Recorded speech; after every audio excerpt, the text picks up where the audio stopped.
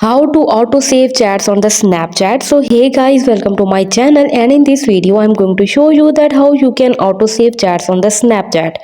So guys, to automatically save the chats on the Snapchat you have to follow some steps. So launch the Snapchat and go to the chat sections, and please make sure to watch the complete video carefully to avoid forgetting anything and making mistakes. So guys, open the conversation with a friend whose message you want to save. So let me open the conversation. And after that, press and hold the friend's avatar and select the chat settings. So you have to tap right here on the friend's avatar.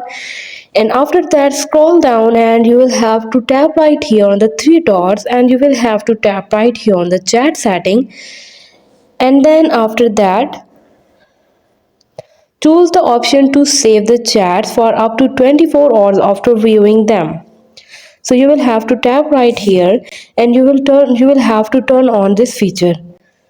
So this is how you can easily save the chats on your Snapchat. So hope you guys like my video, and please consider showing your support by commenting, liking, sharing and subscribing to my channel for more valuable content in the future.